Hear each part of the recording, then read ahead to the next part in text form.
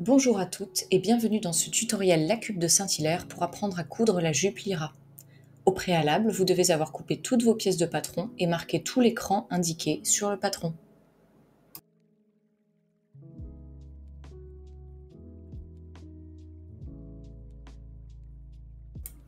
La première étape consiste à assembler avec des coutures anglaises le devant gauche et le devant droit.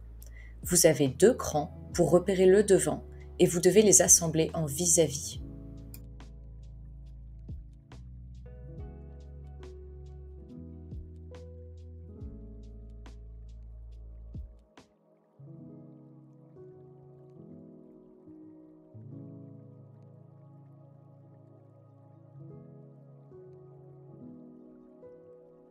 Épinglez tout le milieu devant envers contre envers, car nous allons réaliser des coutures anglaises pour des finitions totalement invisibles.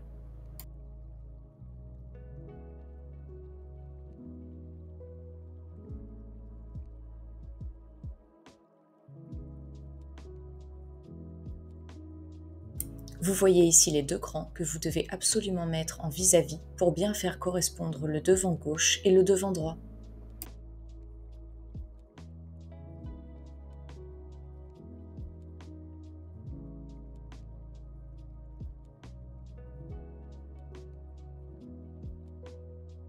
Cousez à 1 cm du bord en prenant votre temps si votre tissu est glissant.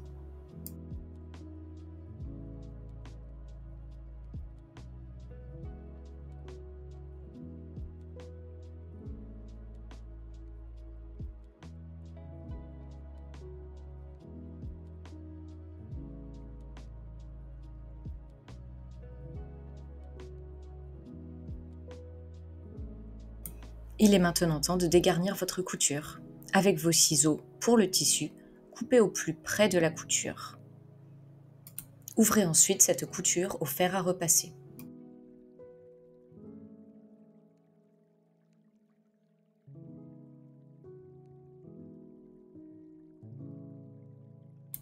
Une fois que votre couture est ouverte au fer, vous pouvez retourner votre tissu endroit contre endroit et repasser à nouveau la couture pour bien l'aplatir.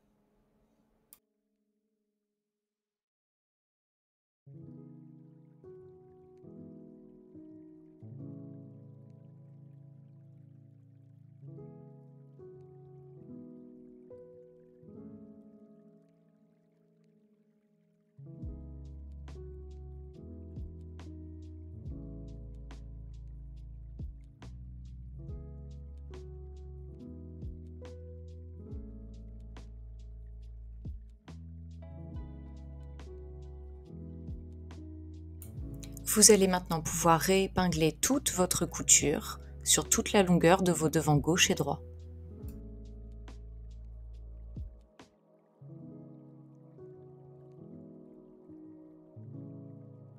Placez votre ouvrage sous la machine et piquez à 0,5 cm du bord pour prendre les coutures anglaises en sandwich.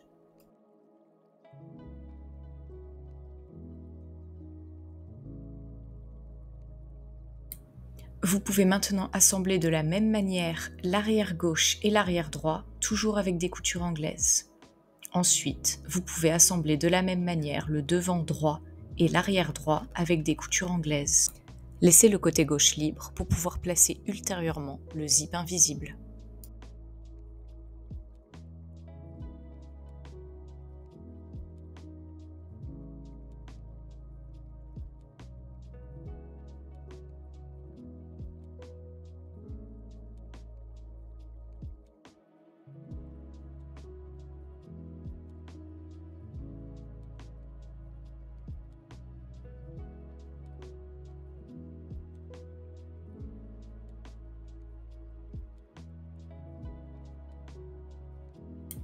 Nous passons maintenant à l'étape des plis. Ces plis plats sont présents tout le long de la taille et sont marqués par des crans. Le petit point que vous voyez, c'est l'endroit où votre couture doit s'arrêter. Les crans au niveau de la taille indiquent la largeur des plis. Vous devez faire se chevaucher deux crans et coudre jusqu'au petit point. Piquez une épingle en haut du pli et une épingle au niveau du point où s'arrêtera votre couture.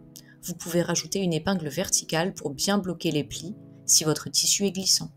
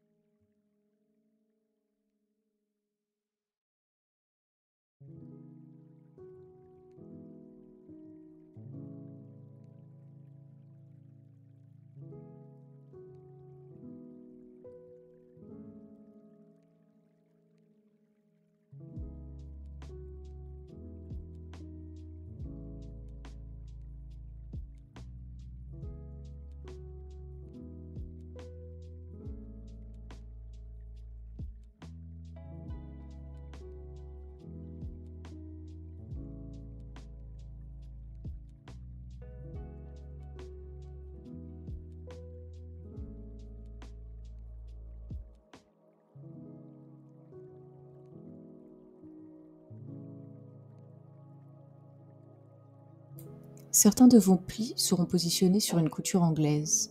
Plaquez-la bien afin qu'il n'y ait pas de surépaisseur quand vous passerez sous la machine. Quand vous arriverez à la jonction entre devant et dos côté droit, le sens des plis s'inverse pour donner encore plus de mouvement à votre jupe.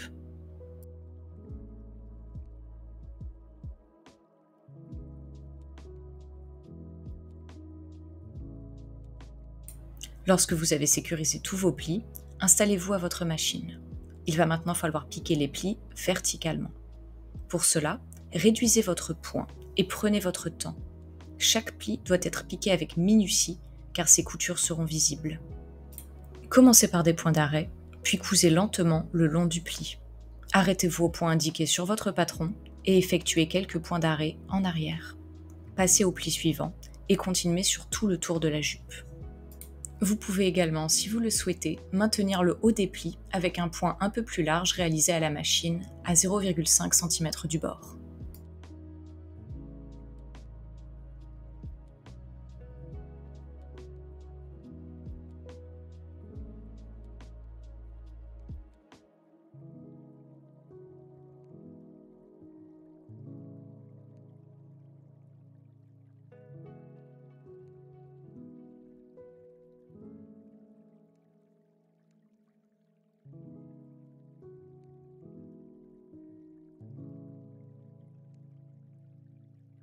Félicitations, l'étape des plis est terminée.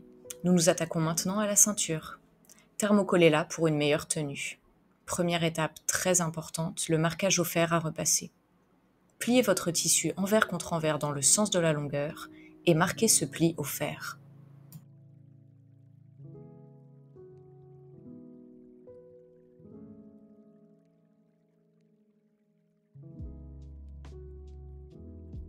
Puis, ouvrez votre ceinture et marquez un repli envers contre envers de 1 cm en haut et en bas de votre ceinture. Cela vous permettra de préparer l'assemblage de votre ceinture à votre jupe.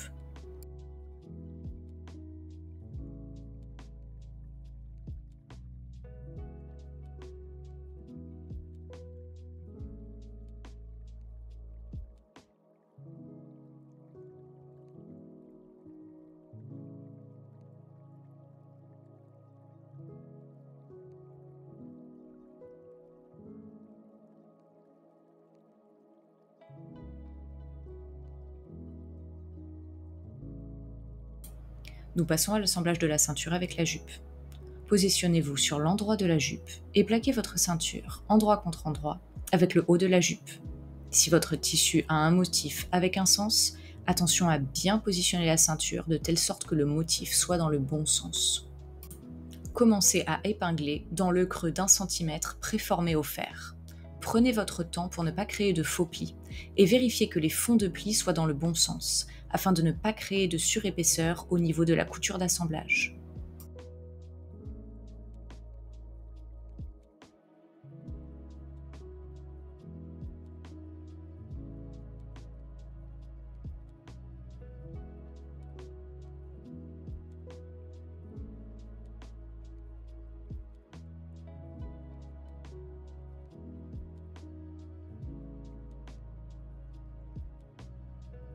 Une fois que vous avez fini d'épingler, vous pouvez passer sous la machine et piquer à 1 cm.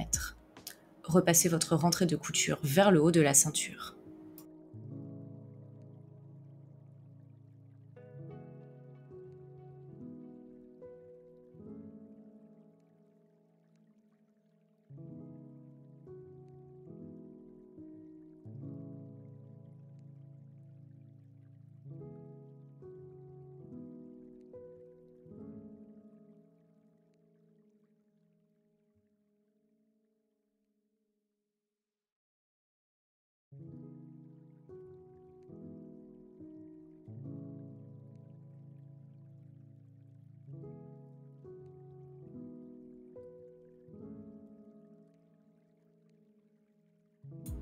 Nous allons maintenant nous attaquer à la pose du zip invisible. Première étape, préformer au fer une marge de couture d'1 cm de chaque côté de la jupe, envers contre envers.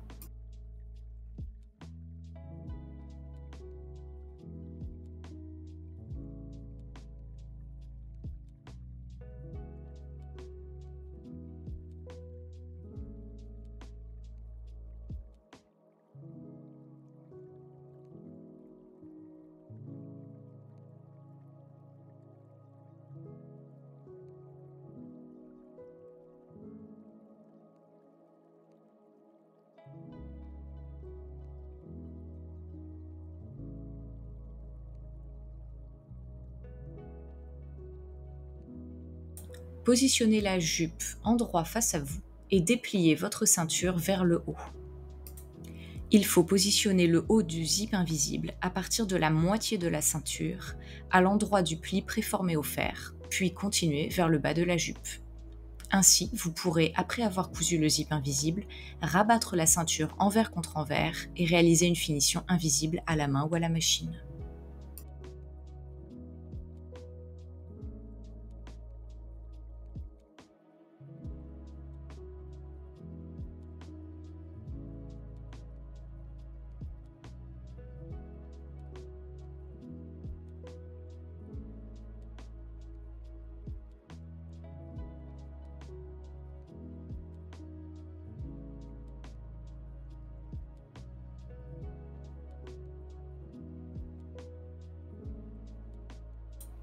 Afin que la pose de votre zip soit absolument symétrique, tracez à l'aide d'un crayon une ligne sur le zip perpendiculaire aux dents. Tracez cette ligne au niveau de l'assemblage de la ceinture avec la jupe. Le but sera d'aligner les deux traits une fois que le zip sera ouvert et positionné sur les deux parties de la jupe à assembler. Nous pouvons maintenant passer à la couture. Pour cela, si vous avez un pied presseur spécial zip invisible, utilisez-le en suivant les instructions de votre machine à coudre. Sinon, décalez votre poing pour être le plus proche possible des dents du zip et armez-vous de patience. Pour que le zip soit totalement invisible, il faut piquer au plus proche des dents sans que l'aiguille ne passe à travers. En bas du zip, le curseur vous bloque. Terminez votre couture avec quelques points d'arrêt, remontez votre curseur vers le haut, puis continuez votre couture jusqu'en bas. C'est maintenant le moment de poser votre deuxième branche de zip en partant de la moitié de la ceinture. Vérifiez que vos deux traits tracés sur le zip en début d'étape sont positionnés face à face au niveau de la couture entre la ceinture et la taille. Épinglez puis bâtissez votre zip, puis cousez de la même manière que la première branche, en déplaçant le curseur quand il vous bloque. Votre zip est maintenant posé. Pour terminer la couture bas de jupe, positionnez votre aiguille à 1 mm à gauche et 1 mm au-dessus de la couture de fin de zip.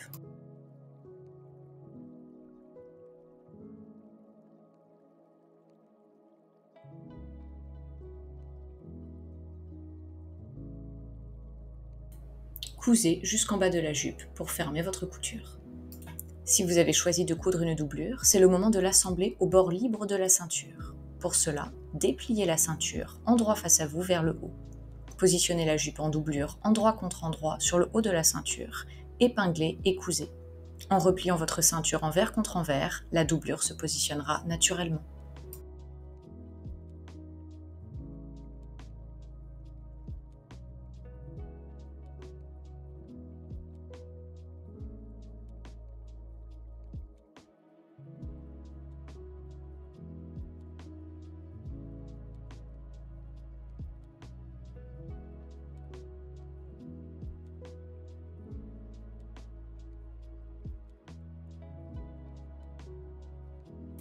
Une fois que le zip invisible est assemblé à la jupe, il est temps de fermer les côtés de la ceinture.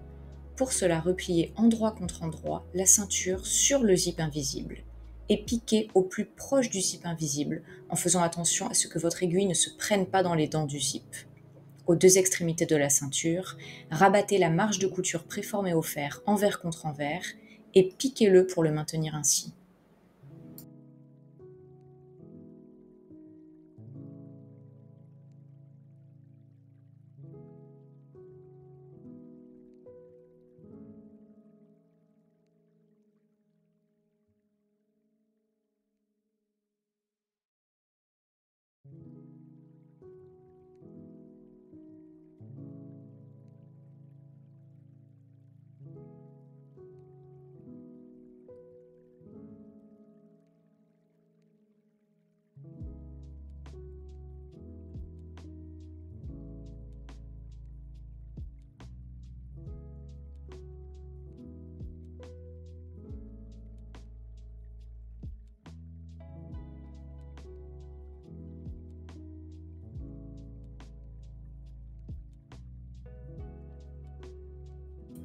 Repliez enfin la ceinture envers contre envers et plaquez la marge de couture libre pré-pliée sur votre autre marge de couture déjà cousue au vêtement, en dépassant d'1 mm.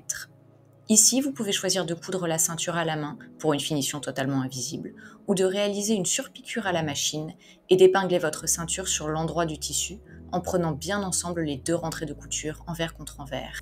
Félicitations, votre jupe est terminée. Il ne vous reste qu'à réaliser l'ourlet mouchoir selon les instructions dans le livret.